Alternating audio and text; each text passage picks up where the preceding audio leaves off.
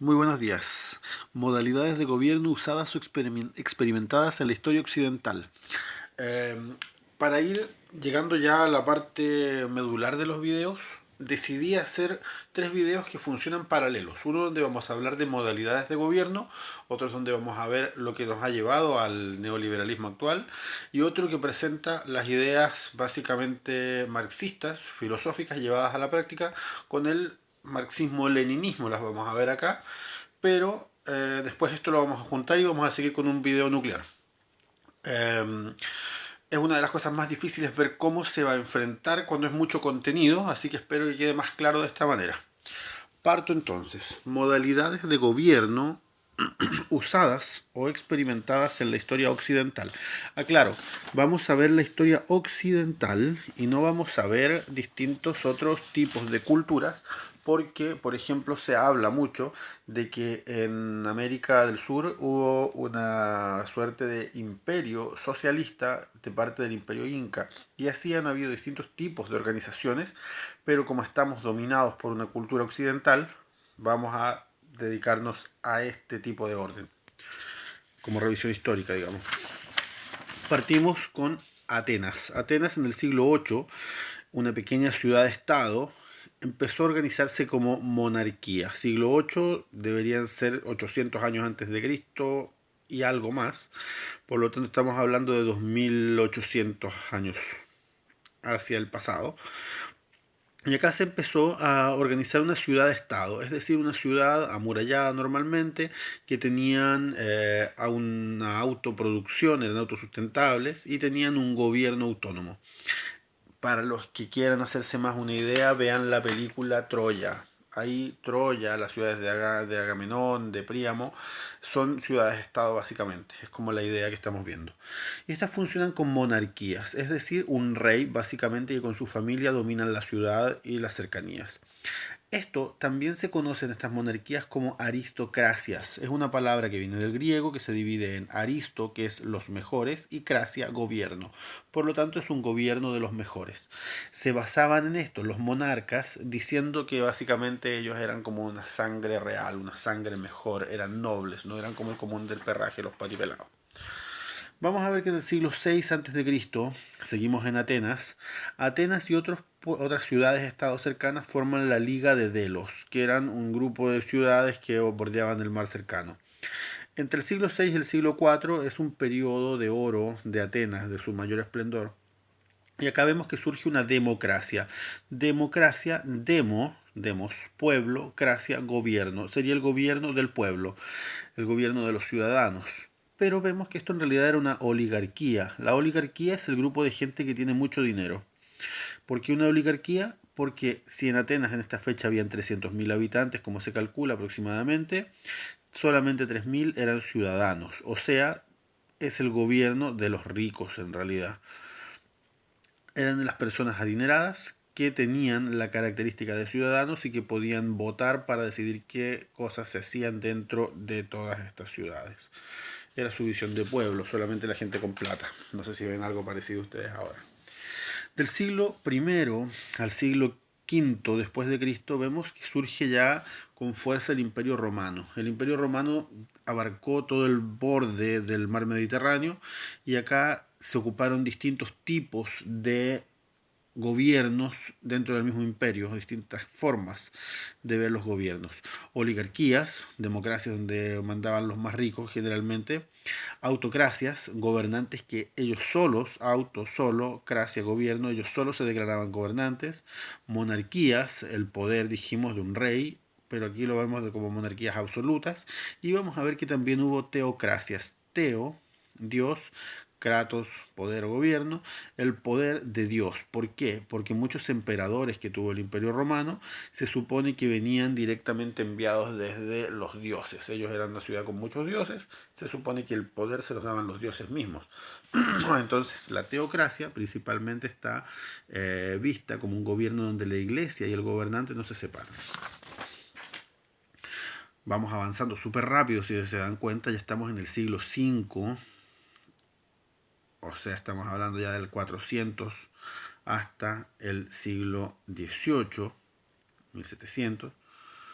Y aquí nosotros vamos a ver a Europa y las colonias. ¿Por qué Europa y las colonias? Porque todo esto empezó en Europa, pero los colonos, la gente que salía desde Europa, iba a dominar otros países, otras tierras, desde América hasta India. En China igual, por ejemplo, Hong Kong. Entonces aquí nosotros vemos que los europeos básicamente se organizaban con monarquías. También partieron con pequeñas ciudades-estado. A los que no entiendan mucho esto les recomiendo ver, por ejemplo, la película Corazón Valiente. Ese es el tipo de monarquía de estos tiempos, donde un rey dominaba las otras ciudades cercanas principalmente, pero primero partieron con ciudades, estados pequeñas parecidas a las de Atenas que mencionamos anteriormente. Acá también tenemos que hay un sistema teocrático. Básicamente Dios era el que les entregaba el poder a los reyes. Después vemos algunos casos como Inglaterra, donde el mismo rey era no sé si quisiera seguir haciendo, pero era el equivalente al Papa en la iglesia anglicana. Vemos que acá hay distintos tipos de aristocracias, aristos los mejores dijimos, porque también el poder en los reyes europeos era un poder heredable según la familia. ¿Por qué? Porque se supone que su familia era noble y por lo tanto era mejor que el resto del perraje. Y aquí vemos también que hay algunas monarquías absolutas, como el rey Sol que mencionamos en Francia, donde un solo sujeto, el rey, el monarca, es el que está a cargo de todo el Estado. Es el que toma todas las decisiones. Nadie más puede interferir en lo que él está decidiendo. Ejemplo, el rey Sol, como tanto menciono. Ok, desde el siglo XVIII, que sería el 1700, fines del 1700, 1790 especialmente, desde Europa al mundo surge otro pensamiento. Acuérdense que nosotros estuvimos revisando en videos anteriores que existió en 1700, ojalá se me olvidó el número exacto, pero por 1780 o 1790, esta gran reunión, asamblea de pensadores liberales en Francia, que entre otras cosas traen ya los derechos del hombre y el ciudadano. Ellos se llaman liberales porque quieren libertad de los individuos y principalmente para lo que nos importa a nosotros, ellos buscan la libertad de la propiedad. Antes, cuando nosotros vimos las colonias de Europa, las monarquías, el rey era dueño de todo, era dueño de las tierras, era dueño de las casas, era dueño de las plantaciones, era dueño de todo absolutamente. Y la gente, como vimos en algún video al principio, los siervos con su trabajo de hecho le pagaban por vivir en sus tierras. Acá, cuando vemos estos pensamientos liberales, los pensadores lo que dicen es que las personas, los seres humanos, los individuos deben tener derecho a su propia propiedad y a poder intercambiarla. Esto es importante porque va a dar paso a ciertas ideas de libre mercado, principalmente defendidas en sus orígenes por Adam Smith. Después, en uno de los videos paralelos, vamos a ver a Adam Smith y cómo ha evolucionado más o menos a grandes rasgos su teoría económica. Acá empiezan a surgir las democracias. Dijimos que las democracias eran demos, pueblo, kratos, gobierno, los gobiernos del pueblo. Pero yo me atrevo a decir que estas fueron unas democracias bastante perversas desde mi punto de vista, porque decían ser un gobierno del pueblo cuando en realidad eran oligarquías donde mandaban los ricos, o eran aristocracias racistas, los mejores aristocracias, porque no se permitía el gobierno de todos. ¿A qué me refiero con esto?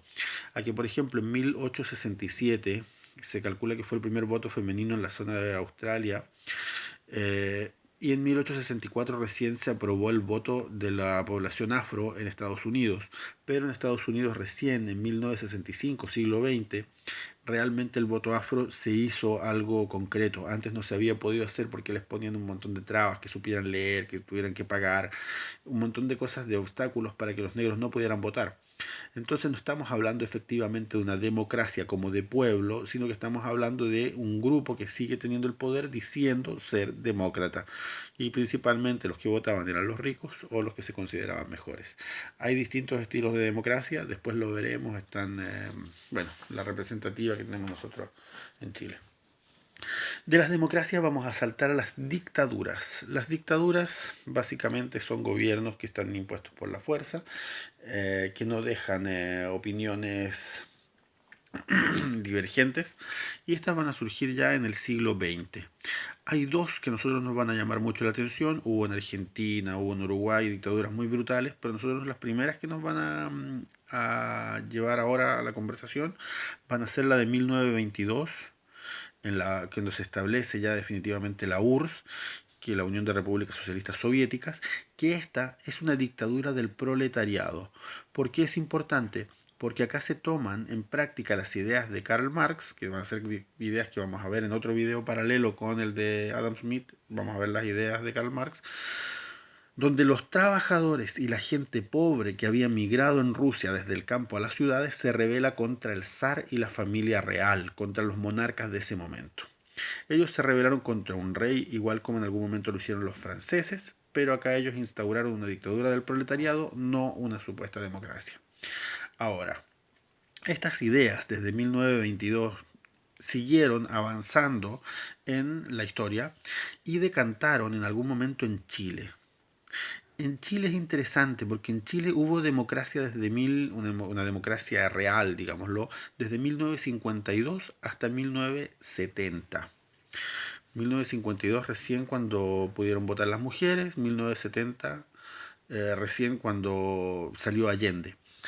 Allende, para los que no lo sepan, salió electo democráticamente entre tres personas, entre tres candidatos, y él obtuvo la mayoría de votos entre esos tres candidatos. O sea, tuvo más del 33% que se requería. No recuerdo la cifra exacta. Pero esto es interesante porque nosotros ahora estamos con un presidente, Piñera, que tuvo cerca del 27% del total de los votos exigidos. O sea, Piñera tuvo menos votos para ser presidente que Allende. Y la derecha, vamos a ver que en 1973 al presidente electo, Salvador Allende, lo derroca instaurando una dictadura del libre mercado. Esto es importante porque acá normalmente se ve como la dictadura militar, pero la dictadura en Chile fue una dictadura cívico de los ciudadanos militar. Pero los ciudadanos que estuvieron acá fueron los ciudadanos con plata. Fueron los que, si ustedes revisan un libro autobiográfico de Alamand, se dedicaron a socavar el gobierno de Salvador Allende, a ponerle trabas, a aumentar bloqueos, a parar los camiones, a parar las carreteras. Entonces vemos que aquí hubo una lucha económica interna. No es algo como que hubiera sido tan nefasto históricamente el gobierno de Salvador Allende. Cosas importantes. 1922 empieza esta dictadura del proletariado y con esto empieza un modelo económico. En 1973 en Chile se instaura una dictadura del libre mercado, con lo que se empieza a poner en práctica otro modelo económico. El modelo económico chileno actualmente ha derivado en algo que se conoce como neoliberalismo. Ese va a ser el eje que vamos a continuar cuando tengamos estos tres videos paralelos, para que tengan una idea de hacia dónde vamos. Ahora, en 1990, voy a adelantarme un poquito, esto ya no está en las fechas de acá, se para con esta lucha, digámosla, entre modelo y modelo, se para con algo que se conoció históricamente como la Guerra Fría. En teoría mía, yo creo que la Guerra Fría en realidad no ha terminado.